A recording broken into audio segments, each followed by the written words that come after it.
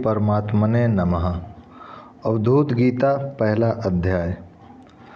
अवधूत दत्तात्रेय जी बोले, ईश्वर की कृपा से ही श्रेष्ठ पुरुषों को जन्म मरण रूपी महान भय से रक्षा करने वाली अद्वैत वासना उत्पन्न होती है। जिस आत्मा के द्वारा निश्चय ही अपने में यह संपूर्ण जगत परिव्याप्त हो रहा है, उस निराकार आत्म तत्व की वंदना मैं किस प्रकार करूं? क्योंकि वह जीव से अभिन्न कल्याण स्वरूप तथा अविनाशी है। पांच भूतों पृथ्वी जल अग्नि वायु एवं आकाश से निर्मित यह जगत मृग तृष्णा के जल के समान मिथ्या है। माया मल से रहित मैं एक हूँ, तो फिर किसको नमस्कार करूँ? संपूर्ण ब्रह्मांड में सब कुछ एकमात्र आत्मा ही है। इसमें भेद तथा अभेद दोनों ही नहीं है। यह है अथवा नहीं है, यह मैं कैसे कहूँ? मुझे विस्मय प्रतीत हो रहा है। वेदांत का सार तथा ज्ञान विज्ञान इतना ही है कि मैं स्वभाव से ही सर्वव्यापी निराकार आत्मा हूँ। जो सर्वरूप परमात्मा है, वे निश्चय ही अखंड आकाश तुल्य स्वभाव से निर्मल तथा शुद्ध है। मैं वही चेतन ब्रह्म हूँ, इतने में संदेह नहीं है। मैं निश्चय ही नाश रहित अनंत तथा शुद्ध विज्ञान स्वरूप हूँ। मैं नहीं जानता कि यह सुख दुख किसी को भी किस प्रकार हो सकता है। कोई भी मानसिक कर्म मेरे लिए शुभ अथवा अशुभ नहीं है। कायिक कर्म में मेरे लिए शुभ अथवा अशुभ नहीं है और वाचिक कर्म मेरे लिए शुभ अथवा अशुभ नहीं है। मैं तो ज्ञान अमृत शुद्ध तथा इंद्रियातीत हूँ। मन आकाश के आकार वाला है। मन की गति सभी ओर है। मन सबसे परे है और मन ही सब कुछ है, किंतु परमार्थ की दृष्टि से मन कुछ भी नहीं है। मैं एक हूँ और यह दृश्यमान सर्वरूप भी मैं ही हूँ। मैं आकाश से भी अतीत हूँ तथा असीम हूँ। मैं इस आत्मा को प्रत्यक्ष अथवा अप्रत्यक्ष किस प्रकार देखूँ?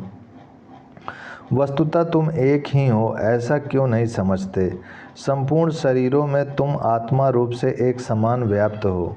तुम शाश्वत तथा अव्यय हो। हे प्रभो, तुम सर्वदा प्रकाशमान हो और भेद रहित हो।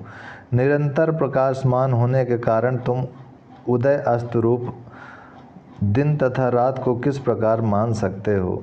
हे वत्स, आत्मा स्वयं को सर्वदा सर्वत्र एक तथा अनंत जानो। मैं ध्यान करने वाला हूँ तथा अन्य कोई ध्यान का विषय है।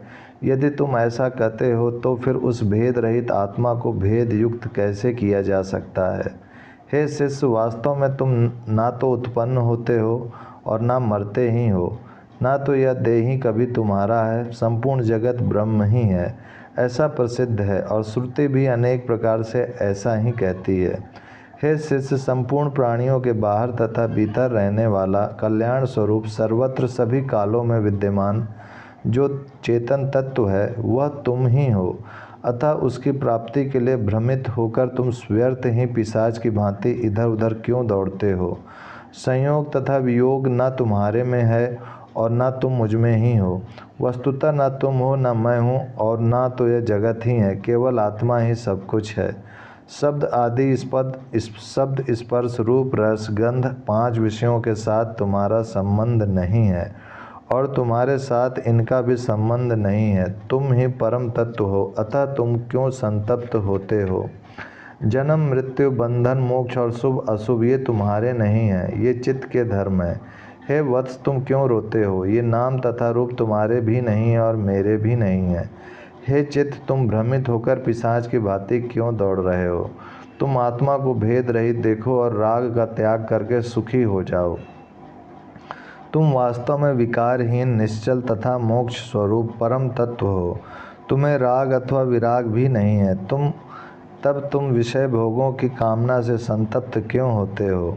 सब श्रुतियाँ परम तत्व को निर्गुण शुद्ध नाश रहित शरीर रहित और सब में समरूप कहती हैं। उसे ही तुम आत्म स्वरूप जानो, इसमें संदेह नहीं है। साकार पदार्थों को मिथ्या जानो और निराकार को शाश्वत समझो। इस तत्व उपदेश को धारण करने से इस संसार में पुनर्जन्म नहीं होता है। विद्वजन एक ही आत्मा को समरूप कहते हैं। राग का त्याग कर देने से पुनः चित्त में द्वैत अद्वैत का प्रपंच नहीं रहता है।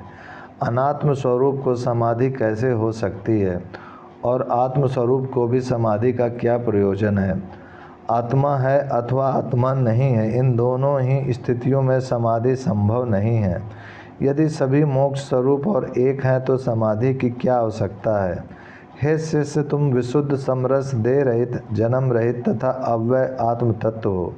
इस लोक में मैं आत्मा को जानता हूँ अथवा नहीं जानता हूँ, ऐसा तुम क्यों मानते हो।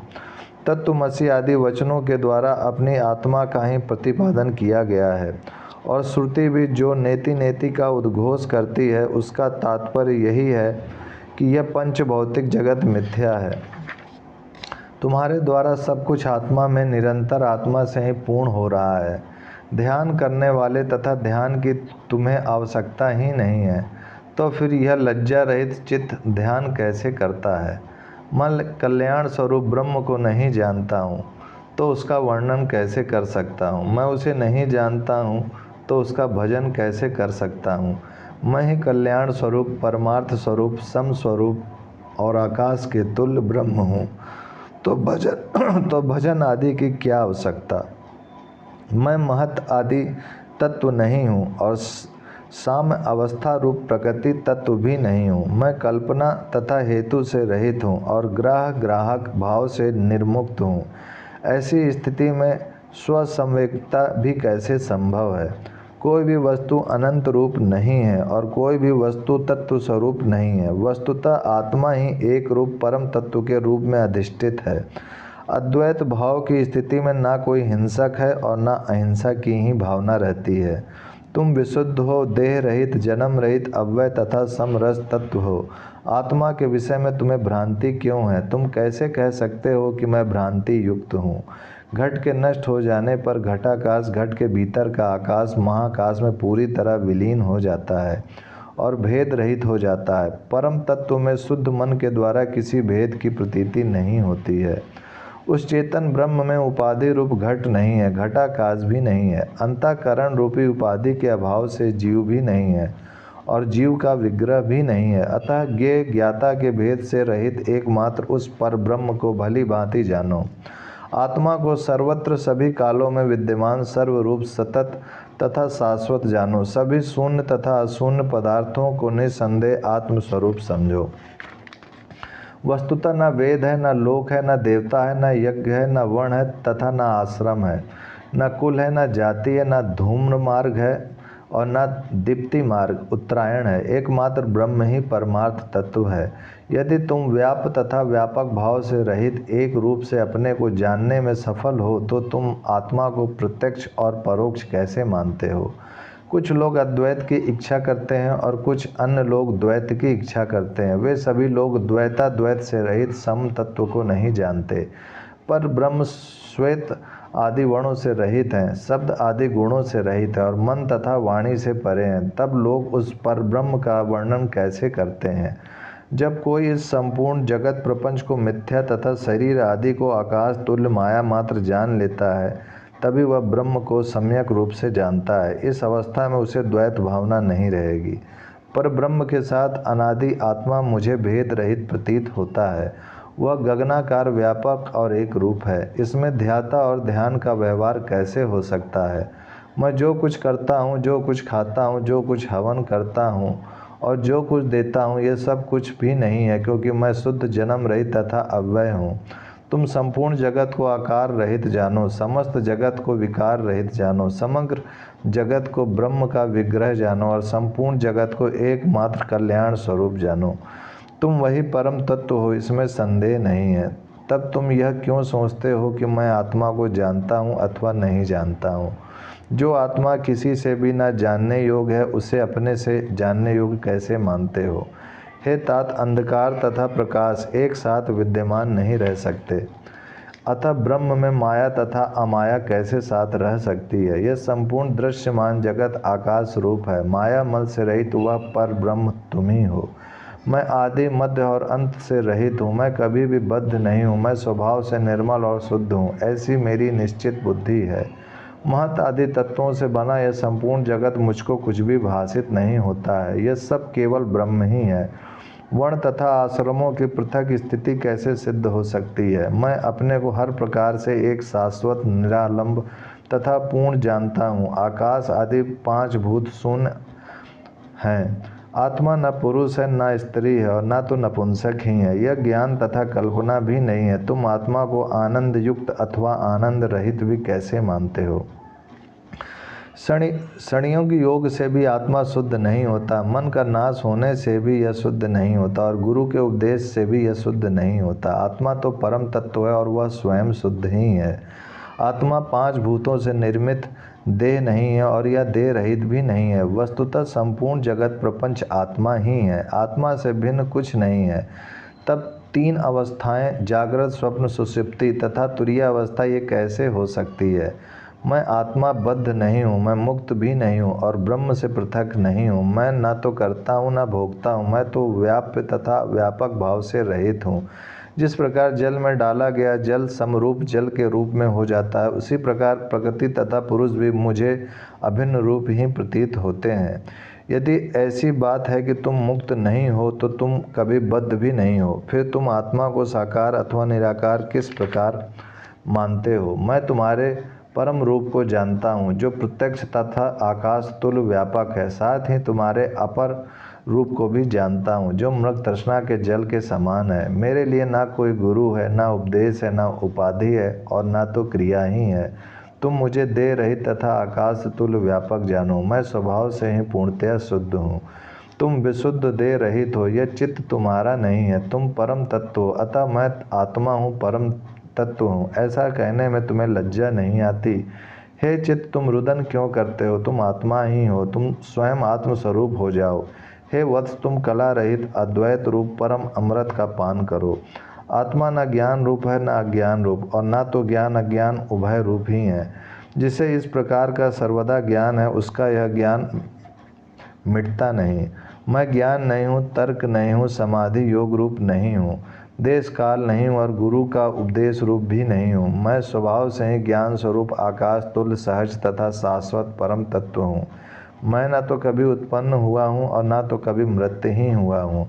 मुझे शुभ अशुभ कोई भी कर्म व्याप्त नहीं करता। मैं विशुद्ध तथा निर्गुण ब्रह्म हूँ, तो फिर मेरा बंधन तथा मोक्ष कैसा? जब आत्मा सर्वव्यापी, प्रकाशमान, निश्चल, पूर्ण तथा निरंतर है, इसलिए मुझे अंतर की प्रतीति नहीं होती। वह आत्म तत्व बाहर या भीतर कैसे कहा जा सकता है? पर ब्रह्म में ही संपूर्ण जगत अखंडित तथा सतत रूप में स्फुरित हो रहा है। आश्चर्य है कि माया, महामोह और द्वैत अद्वैत की कल्पना, ये सब भी उसी में स्फुरित हो रहे हैं। स्थूल तथा सूक्ष्म जो भी संपूर्ण जगत दृश्यमान है, वह नहीं है, ऐसा श्रुति कहती है। भेद अभेद से रहित तथा कल्याण स्वरूप एकमात्र आत्म तत्व ही सर्वदा विद्यमान है। तुम्हारी ना तो माता है, ना कोई पिता है, ना बंधु है, ना पत्नी है, ना पुत्र है, ना मित्र है, ना पक्षपाती है और ना विपक्षपाती भी नहीं है। तब तुम्हारे चित्त में यह संताप कैसा? हे तात, तुम्हारे सदा प्रकाशमान चेतन स्वरूप में उदय तथा अस्त होने वाले दिन तथा रात नहीं है। विद्वान लोग देह रहित आत्म तत्व के शरीर तत्व की कल्पना क्यों करते हैं? आत्मा ना तो विभक्त है और ना अविभक्त है। यह सुख दुख से भी युक्त नहीं है। यह ना तो पूर्ण है और ना अपूर्ण। इस द्वंद्व रहित शाश्वत आत्मा को जानो। मैं ना तो कर्मों का करता हूँ और ना उनके फलों का भोग करने वाला हूँ। कर्म ना तो मेरे पूर्व जन्म का है और ना इसी जन्म का है।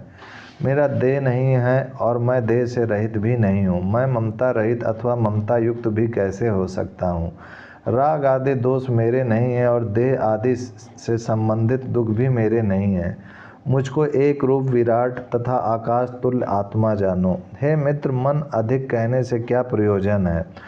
तुम्हें इस सब पर मनन करना चाहिए। जो सारभूत है उससे मैंने तुमको बता दिया कि तुम वास्तव में परम तत्व हो और आकाश तुल्य व्यापक हो। योगी जन जिस किसी भी भाव से तथा जहाँ कहीं भी मृत्यु को प्राप्त होने पर उसी पर ब्रह्म में वैसे ही विलीन हो जाते हैं, जैसे घट के टूटने जाने पर घटाकाश महाकाश में विलीन हो जाता है। तीर्थ में अथवा चांडाल के घर में अचेत अवस्था में भी देह का त्याग करता हुआ योगी तत्क्षण मुक्त होने पर व्यापक ब्रह्म स्वरूप हो जाता है। योगी जन धर्म, अर्थ, काम तथा मोक्ष को तथा द्विपद आदि जंगम प्राणियों और वृक्ष पर्वत आदि स्थावर पदार्थों को मृग तृष्णा के जल के समान मिथ्या मानते हैं। मैं भूत भविष्य तथा वर्तमान काल के कर्मों को न तो करता हूँ और न इनके फल का भोग ही करता हूँ। इस प्रकार की मेरी दृढ़ बुद्धि है। समता रूपी रस के द्वारा पवित्र हुआ अवधूत एकांत स्थान में सुखपूर्वक अकेला रहता है। अभिमान का त्याग करके वह अनावृत विचरण करता है और केवल अपने में ही सबका अनुभव करता है।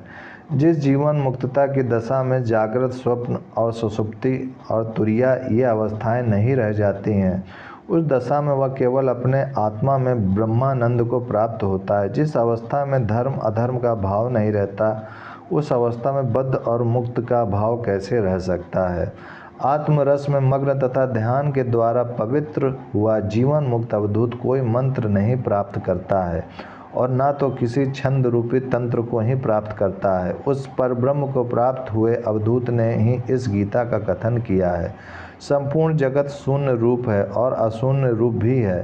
परब्रह्म में ना तो सत्य विद्यमान है और ना असत्य। अवधूत ने अपने अनुभव से तथा शास्त्र ज्ञान के अनुसार इसका वर्णन किया है। प्रथम अध्याय संपूर्ण। ओम शांति शांति।